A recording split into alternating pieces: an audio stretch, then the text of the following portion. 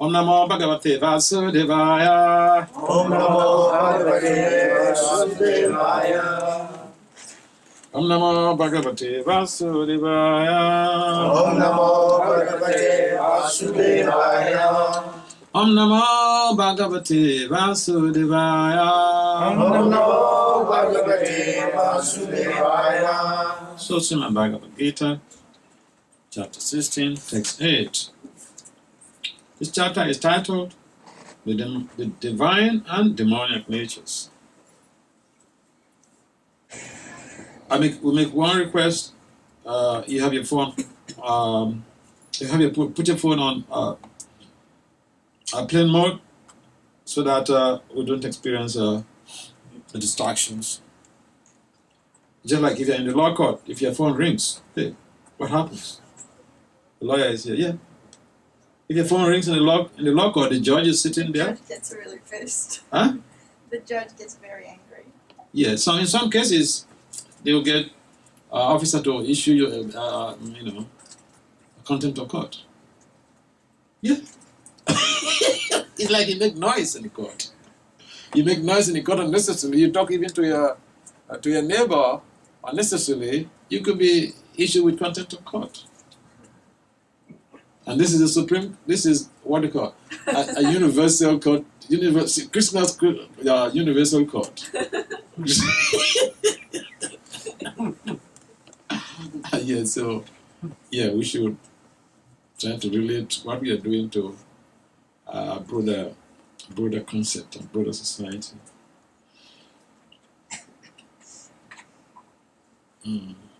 So what for what translation? They say that this world is unreal, with no foundation, no God in control.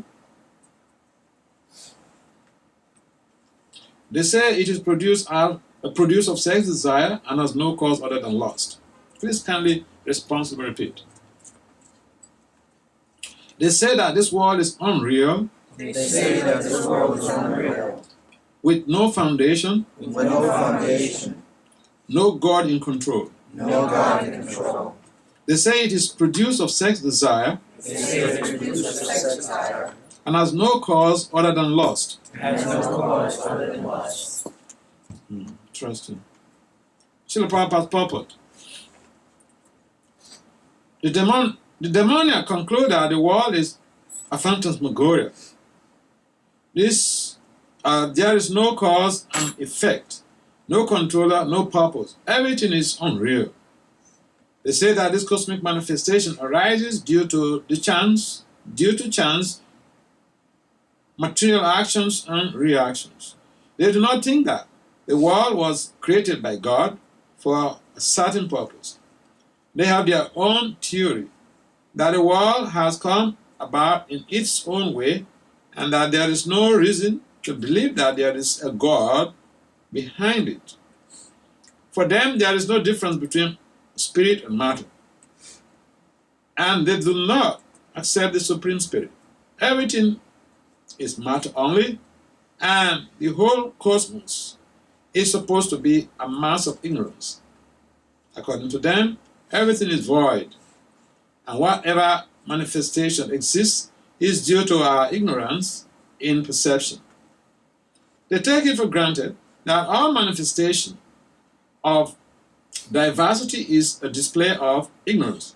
Just as the dream, we may create, just like in a dream, we may create so many things which actually have no existence. Then, when we are awake, we shall see that everything is simply a dream. But factually, although the demons say that life is a dream, they are very expert in enjoying this dream. And so instead of acquiring knowledge, they become more and more implicated in their dreamland. They conclude that as a child is simply the result of sexual intercourse between man and woman. This world is born without any soul. For them, it is only a combination of matter that has produced the living entities. and there is no question of the existence of the soul. As many living creatures come out from perspiration and from a dead body without any cause, the whole living world has come out of the material combinations of the cosmic manifestation. Therefore, material nature is the cause of this cosmic of this manifestation, and there is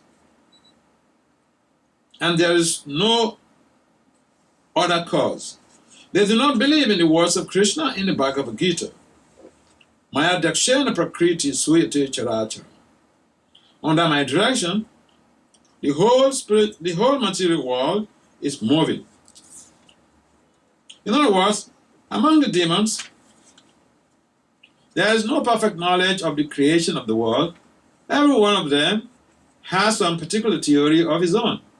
According to them, one interpretation of the scriptures is as good as another, for they do not believe in standard understanding of the scriptural injunctions. Gyana Jana Salakaya, Sakshuru Meta, Jana Tasmai, say Guru Vedamha. To Chaitanya Manovistam, Sapitam Jena Bhutali, Swayam Rupam Kadamaya, Dadati Swa Padantika. Vanchakalpatari Vyacha, Kripasundubhya Evacha. Patitanam, Pavanebhyo, Vaishnavibhyo, Namo Namaha. Namo Vishnu Padaya Krishna Pistaya Bhutale Srimati Bhaktivedanta Swami Itinamani. Namaste Saraswati Deve Gauravani Pacharine Nivesesta Swanyabhadi Pachatya Desatari. Jaya Sri Krishna Chaitanya Prabhu Nityananda Sri Advaita Gadara Rasa Sari Gaur Bhaktivinda. Hare Krishna, Krishna Krishna, Hare Hare. Hare Rama, Rama, Rama, Hare Hare. So again, welcome to 26th Avenue, the Matchless Gifts. This is the very first temple of Srila Prabhupada in the Western world. And I always mention this is a very auspicious surrounding, a very special theater, very special holy place. And only those who have inner vision can really see the potency of this place. So when we come here, we should feel very blessed. Prabhupada held his lectures here. And wherever a pure devotee steps, that place becomes a theater. And wherever Krishna's pastimes have been discussed by the devotees, Krishna is automatically there. So, even right from the time that Prabhupada was here in the 1960s, Krishna has descended and is still here in this place because there has been continuous assembly of devotees here and continuous discussions on Lord Krishna's pastimes, specifically the philosophy of the Bhagavad-gita. So in this text, the focus is on what are traditionally referred to as phenomenological mindset in the academy, because we don't really call people demons. We don't call people demons in the academy, because that looks like you're too, what would I say? You're just too vicious, or you're segregating, you're judgmental, and all this stuff. But the same word, it means the same thing. Phenomenological mindset, it means the same thing. Demoniac mindset, demoniac mentality, demon. And when you use the word phenomenological mindset, I have my current publication in the Journal of Money Laundry Control, published by Emerald, a peer-reviewed journal. And that is a financial journal. But I spoke on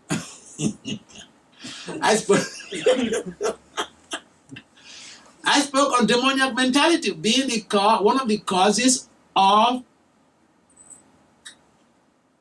stealing by top shots with your pen and your brain. Robbery by top shots with your pen and your brain. And the scholars, if you talk them about religion, They won't let you. They won't let you even at the office. Okay? But it's the same concept that Krishna presented in Gita, the same stuff. It's just that I have to use the management and financial jargons, and then the same thing, because I gave even the story of Hiranyakasipu in that very paper, they publish it. Because I use their jargons.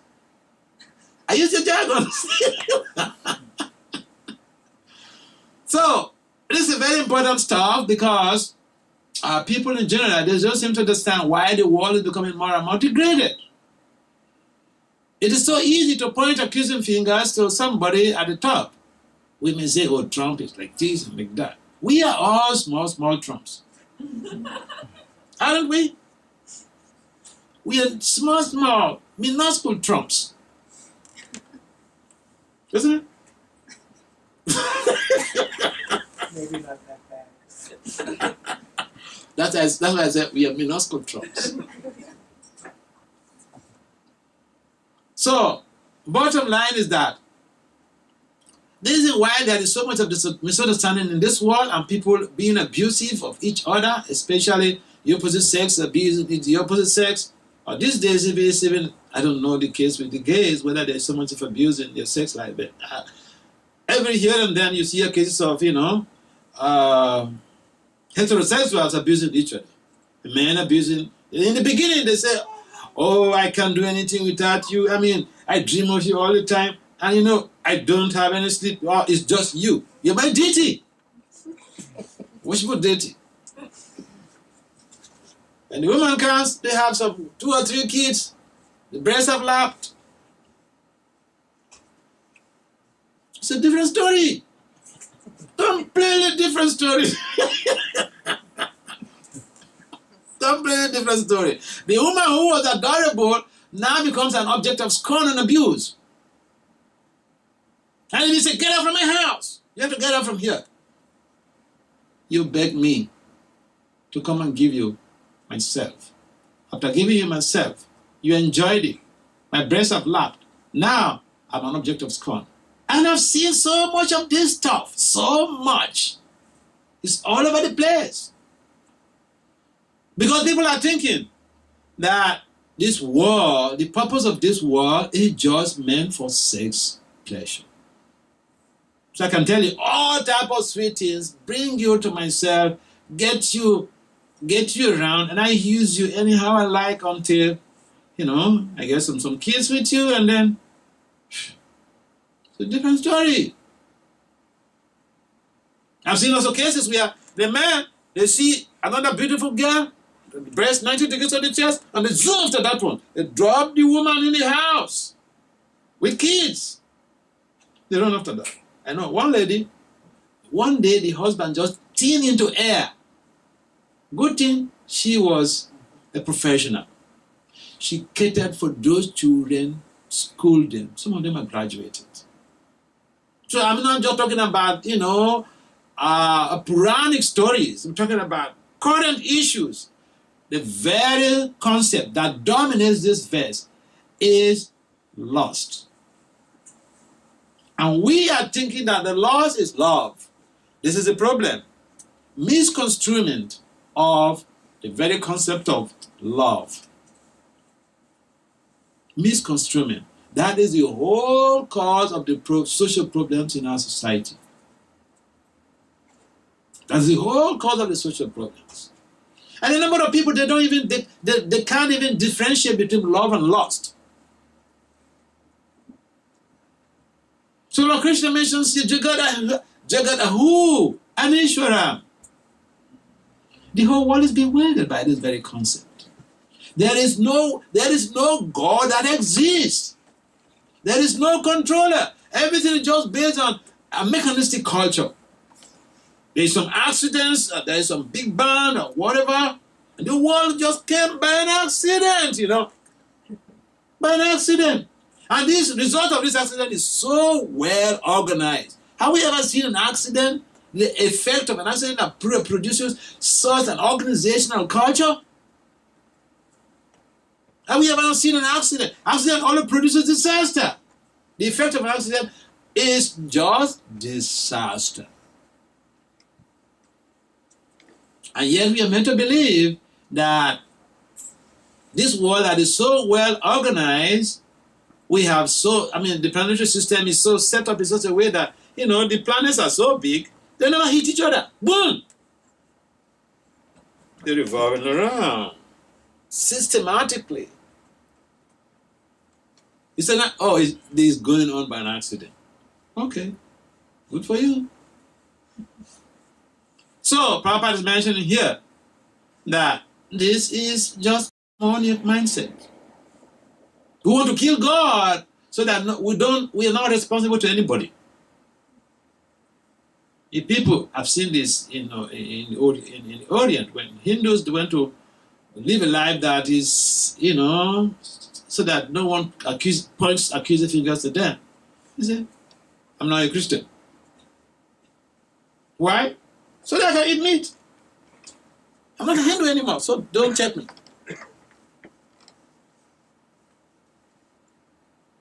So, it's just the part of the defense mechanism. We are very prone to self-defense. Even a child, before you say something, he said, Mommy, I didn't do it.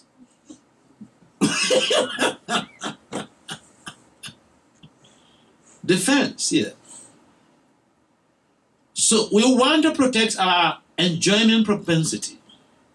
And so we use this facade that the world is coming from nowhere, nothing is behind, nothing is in control, there is no God. So if there's no God, we push God out of the circle, so we become the God. We become the object of worship. Worship me. Worship me. That's the whole thing. Pay obeisance unto me because there's no God. I'm the God, right? So this is our mindset. And we may say, well, I don't act like that. But by our behavior, we want to be worshipped.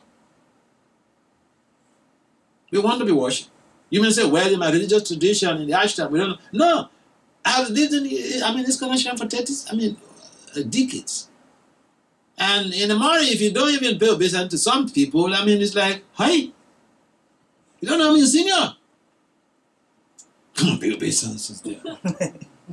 We've seen this. Isn't it true? So she lived in the ashram, so that it doesn't seem as if, this family is crazy. It criticizes people. So this mindset is not helping us. We criticize the demons, so-called demons. No one is born with some, flag in his head and say, demon. Demon is a mindset. To be demoniac is just a mindset. We want to enjoy the resources of material nature without recognizing that these resources should be used for the enjoyment of Lord Krishna. That's a demoniac mindset. We want to make all of the best foods for ourselves without offering them to Krishna. So that's demoniac mindset. We want to enjoy separately from Krishna. Simple and short. That's called demoniac mindset. It's a phenomenological mindset. Forget about this other stuff of people trying to use women for enjoyment or women trying to use men for enjoyment. The basic fundamental thing, we want to enjoy separately from Krishna. Each time we do something, I want to enjoy that separately from Krishna, we are overwhelmed by phenomenological mindset, or what Krishna will call a demoniac mindset. So, it's good to know that this type of mindset exists, and therefore Prabhupada is mentioning here their major concern. They have a conviction that this world is unreal. Not that this world is temporary, unreal. Unreal means you do whatever you like. No one is going to check you. Do whatever you like, and there are no checks and balances. There are no rules. There are no laws. There are no. There is nothing like a cosmic justice. Whatever you do, if you don't get caught, you're lucky. You're free. But the point remains that this is not true. They say this world has no foundation and there is no God in control. And sometimes, people fail to understand that the very concept of God is something that is inherent in each and every one of us. I remember when I was a kid, and this Apollo 11 or something like that, they went for the moon, for the exploration. And there was some problem. These people claim that there is no God, there is no controller, there is no foundation. But when they were in trouble, they told the people on earth that you should pray for us, we're in trouble. Yeah. So, the bottom line is that when even we claim to be atheists, agnostics, or absolute demons, there is that inner part of us which enables us to understand that there is someone controlling me. I'm not beyond control. Because there are certain things we want to do, and we're not just able to do it. And there are certain things that we don't want to do, and we are forced to do it. Like, okay, I say, I don't want to sleep. I don't want to sleep for the next 3-4 days. I don't want to sleep. I just want to walk. I've got a lot of job to do, a lot of research to do. No sleeping. Good. But you'll be forced to sleep. You sit on the chair and then you sleep off. Who is controlling you?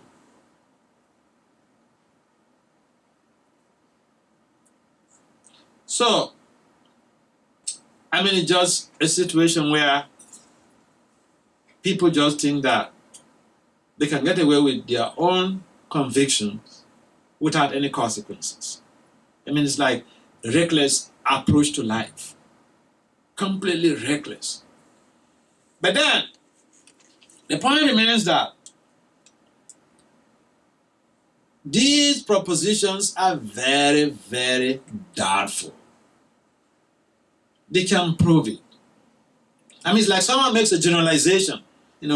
I send my report to someone, and of course I'm not supposed to even send it to the person, but out of respect, okay? Just honor. Because a person is not in a position, he cannot understand. It's like you take someone who does not have understanding of medicine, or who doesn't have an understanding of microbiology, and then you invite him to a microbiological conference.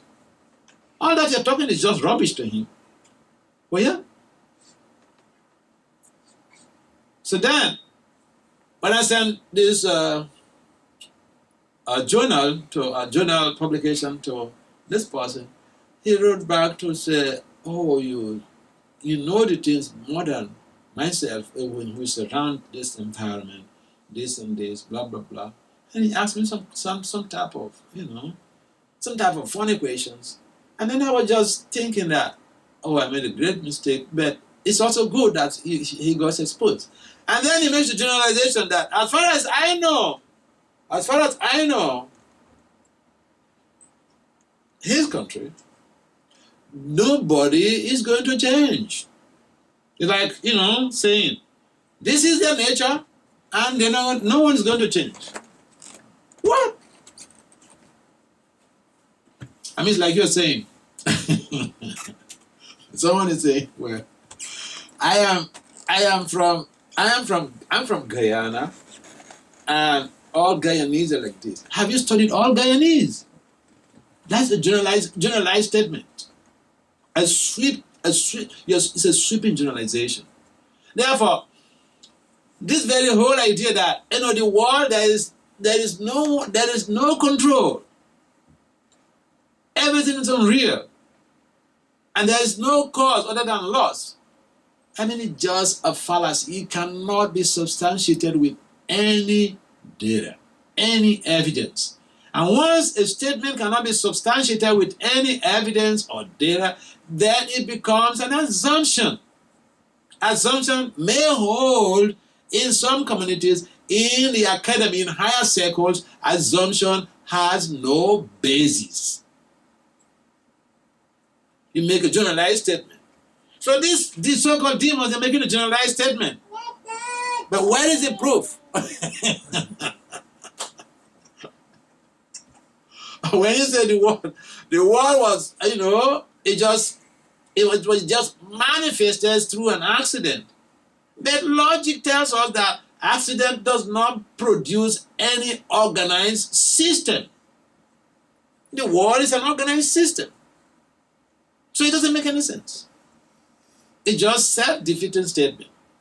But then, people imbibe this idea because they want to rationalize the deviations from the cause of the absolute. They want to. If we want to rationalize our deviation, we will always have something to hold on to. If I don't want to give up meat eating, for instance, I have a good reason. This is my source of protein.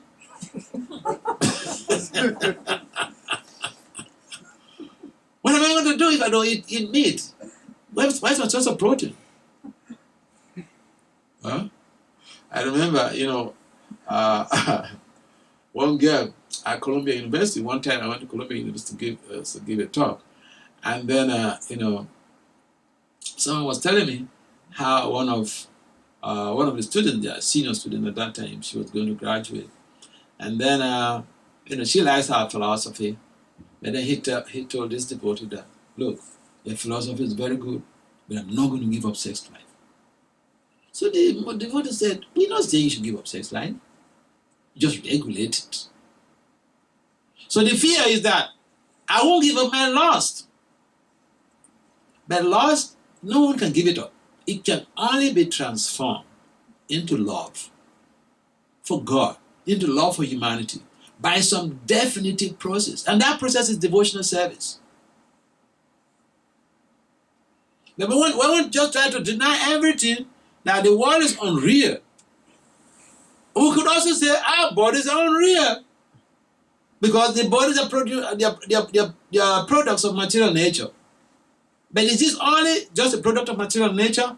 No. Material nature, part of material nature is there. But there is that spiritual nature also in these bodies. Who amongst us has not found a different world when they go to sleep sometimes? You could be lying down on your bed in New York and you find yourself in some other place. But that's not the physical body. There's something else. It's called the subtle body, which consists of mind, intelligence, and the ego, which are the carriers. These three elements are the carriers of the soul. They constitute the subtle body. And therefore, if we say the world is unreal, it just, matter, then, why this different type of manifestations? The body is lying down there, and what's the difference between a living body and a dead body? Because all the elements are there, all the material elements are there. Earth, water, fire, air, ether, mind, all of those gross elements, 5 gross elements are still there. What is missing? He said the world is unreal. Are these bodies also unreal? And if the bodies are also unreal, why are we trying to enjoy these bodies?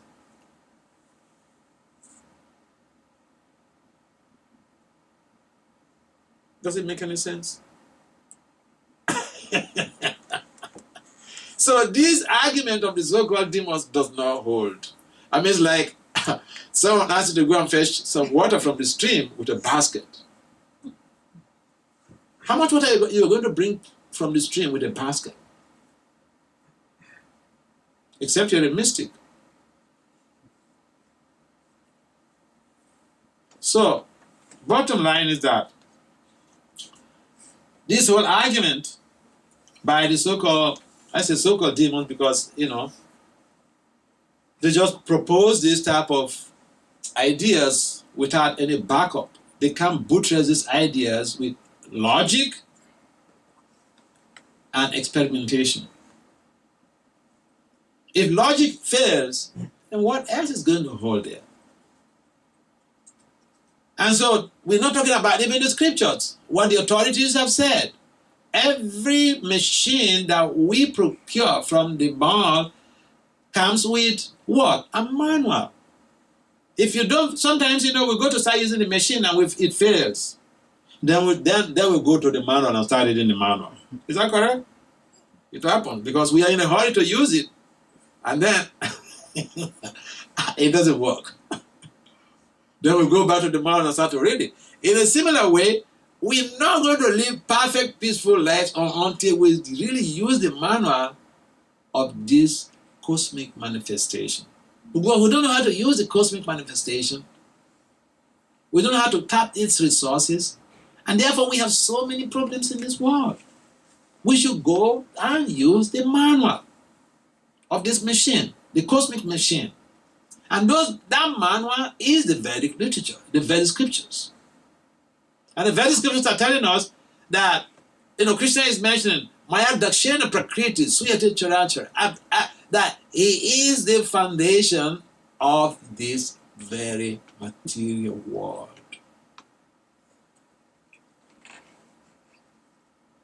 And again he mentioned that if we want to be peaceful, we should not take the position of the enjoyer. Bhuktaram Jagatapasham Sarvalok Maheshwar. Krishna is the controller of all of the universes, of all the planets. He is the object of enjoyment, or is the bona fide authority for which we should give all of our resources. We should actually render service to him. He is the enjoyer and we are the enjoyed. If the hand is feeling that, I'm working so hard to feed him out. What? No. I'm not going to do that. I just take the food and I will enjoy it by myself.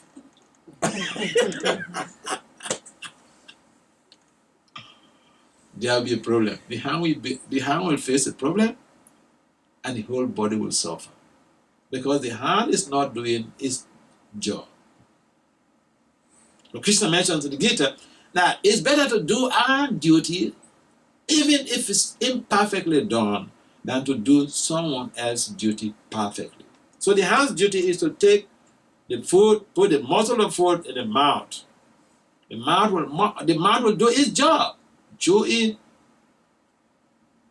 and then swallow it. And then the stomach, there's hydrochloric acid there, there's going to be digestion, and then assimilation will go on. Then the whole body is nourished. But if the hand just out of whatever, whether bias or whatever, ignorance or whatever, says, well, I'm not going to cooperate. I'll just eat it by myself. Because I'm the guy who is doing the main job. So this is the type of mindset that the big demons and then the small demons are having.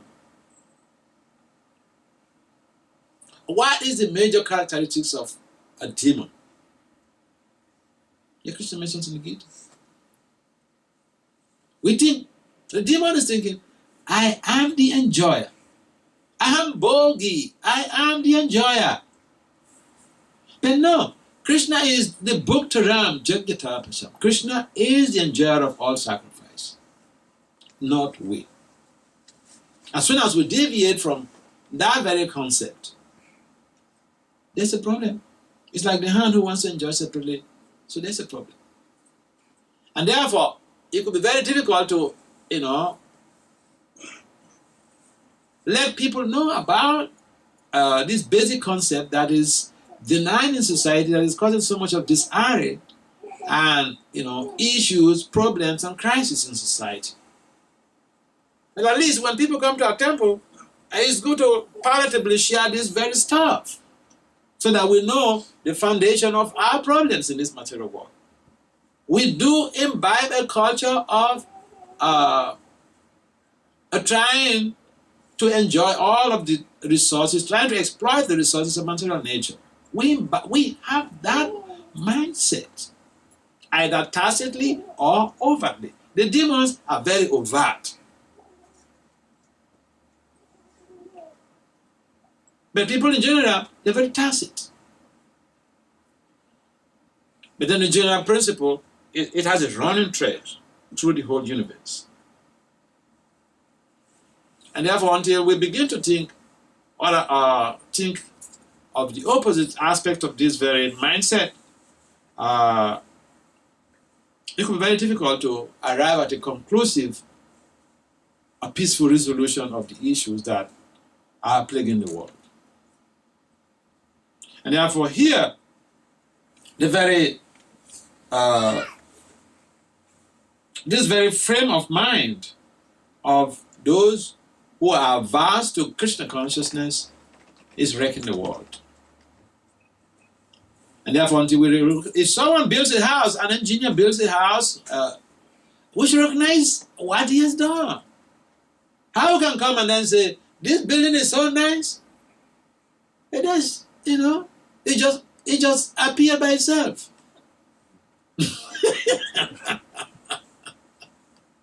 We see an airplane just, running at so fast.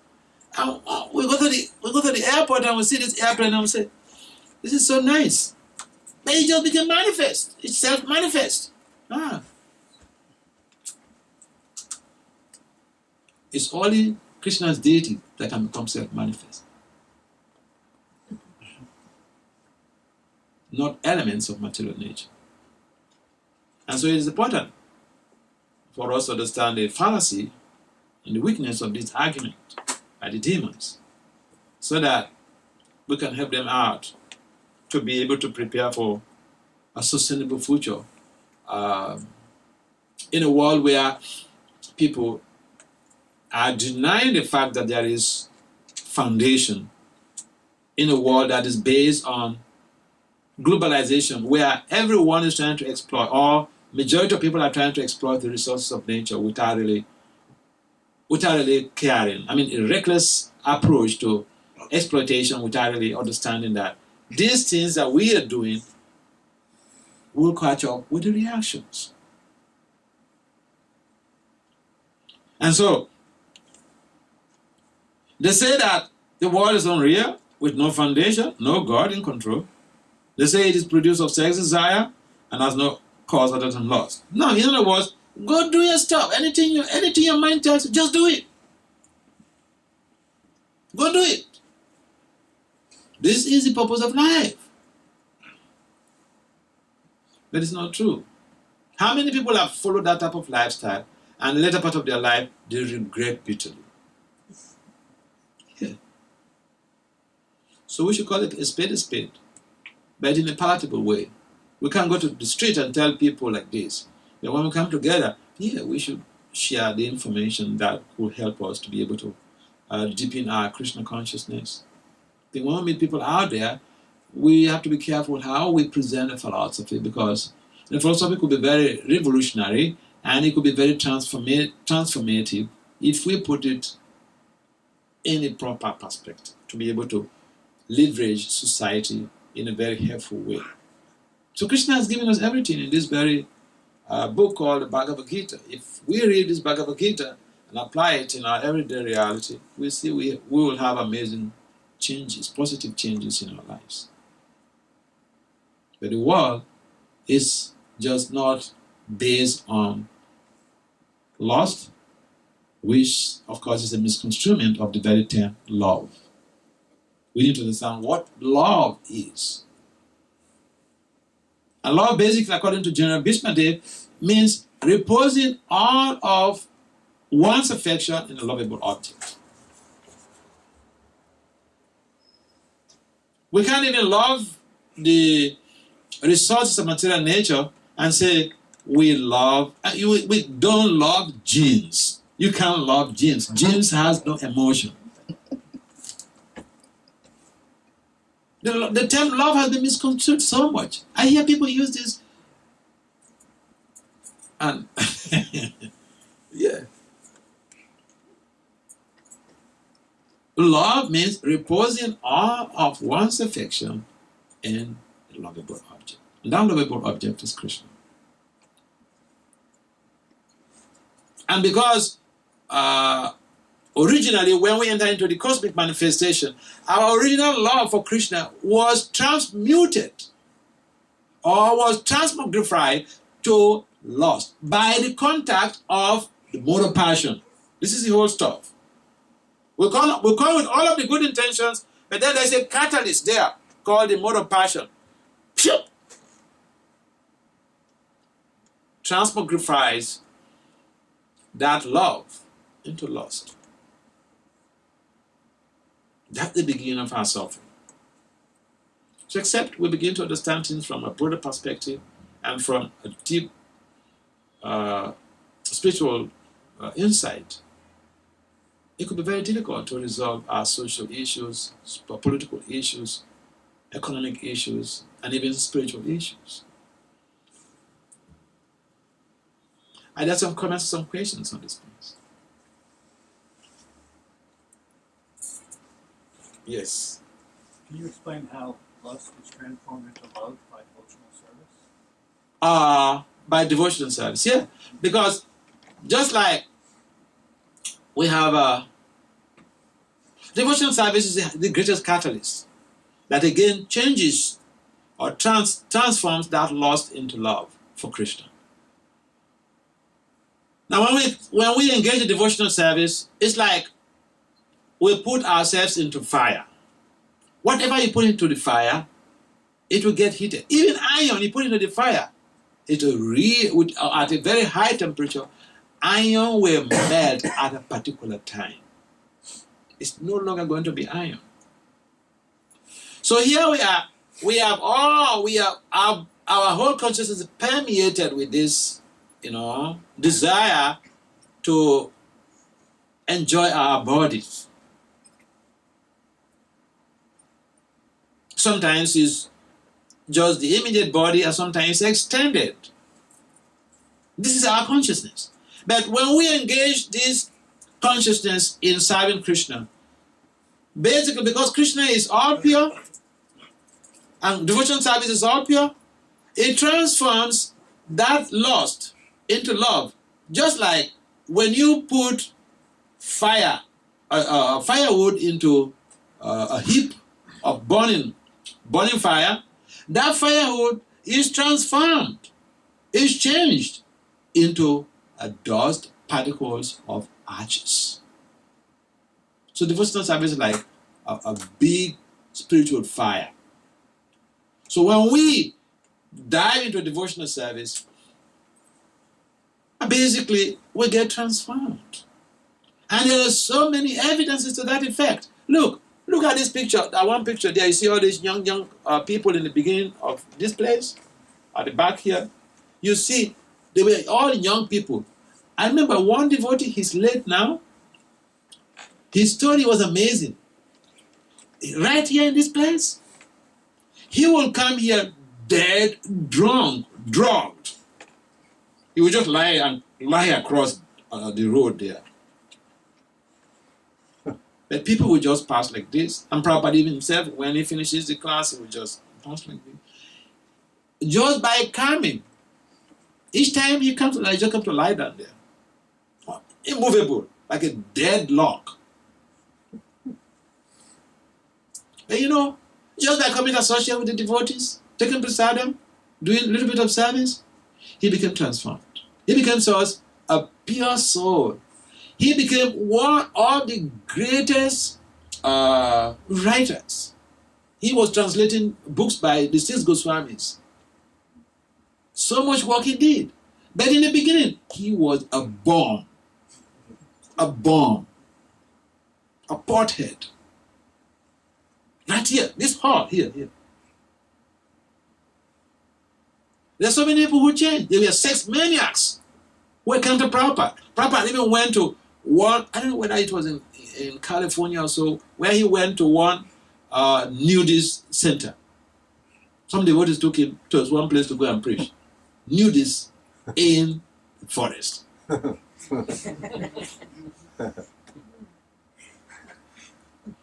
Some, he ordered them to put on their clothes. They followed Prabhupada out.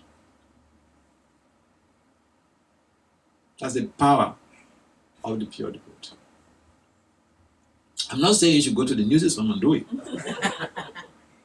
I'll give you a practical example of how the devotional service is so powerful. The fire of devotional service is inestimable.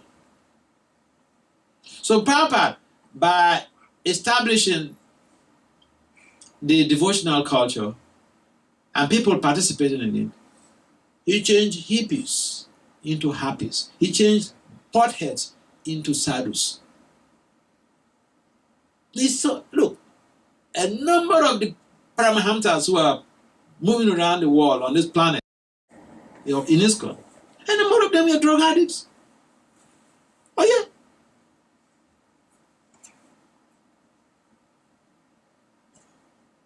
We don't judge people by their past. We judge people, devotional culture, we judge people by their present now. So we see so many people who have the lived experience of that transformation in our movement. You replanting the seed. That very first volume, you see in the beginning the type of people who came to Prabhupada. Oh yeah. And Prabhupada was very smart in dealing with these people. He never gave them any rules. No rules. He didn't tell them, oh, do this, don't do this. No. He just loved them. He will even cut apples and give them personally. Later, some of them realized, what? This old man will come here, we trouble him, and he's even serving us. They started bringing in, some will bring toilet roll, put in the toilet, and just walk out. He connected the people through love. And then some of them really became dedicated servants. So, the effect of that transformation from lust to love, we can find that in our society amongst a number of our senior devotees who are Paramahamsas, now who are gurus. Some of us in the beginning of trying to become devotees, the hesitancy is, what? I'm going to give up sex life? No, I'm not going to be part of these people. What about my boyfriend, my girlfriend? Well, yeah, that fear, that was just that fear, of being denied of your sex pleasure, of your sense enjoyment. Yeah, when you start chanting the japa, at some point in time you become disinterested in sinful activities. The things you enjoy most, you become completely disgusted. Oh yeah. So the idea is, when people come to us, we should not make them feel as if we are superior. This Krishna consciousness, we follow 4 regulative principles. No illicit sex, no gambling, no meat eating, no intoxication. Did you hear me? That's not how to preach. You're just sending them away. You're sending people away. People should learn how to talk to new people who find their way to our temples. Sometimes we want to just show that we are better than you. This is the rules we are following. The Christian culture is not about rules we are following. So yeah, there's a lot to show, to demonstrate how the lust in the conditioned soul has been transformed into love for Krishna in our devotional culture, in our devotional communities. Any other comments or questions? For the time? Any other comments or questions? In the absence of any other comments or questions, we would like to, go to the next phase of this program, What do you think? Does it? Up to you. If you have more to say, you're welcome. Yes. So, can you explain more about offering food to Krishna? Because I'm very familiar with like saying grace and showing appreciation to the Lord for the food that's been given, because I recognize that you know the Lord is the provider and it is the Lord that is before me.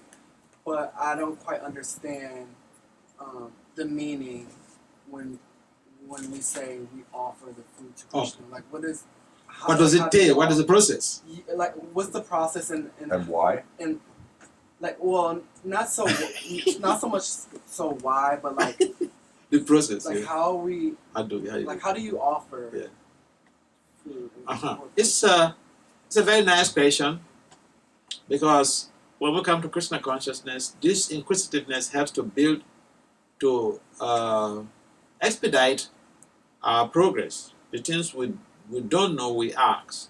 We should not feel shy to ask, because we are all learners, and learning is a lifelong process. So basically, in our system, the food that we need to offer to God should be without, it should be fruits, vegetables, a vegan type of stuff, but we are lacto-vegetarians, so milk products would also be offered. And what you do is that you have a picture of the spiritual master, a picture of Panchatattva, depending on, what is available. When we come to Krishna consciousness, Prabhupada becomes automatically our guru.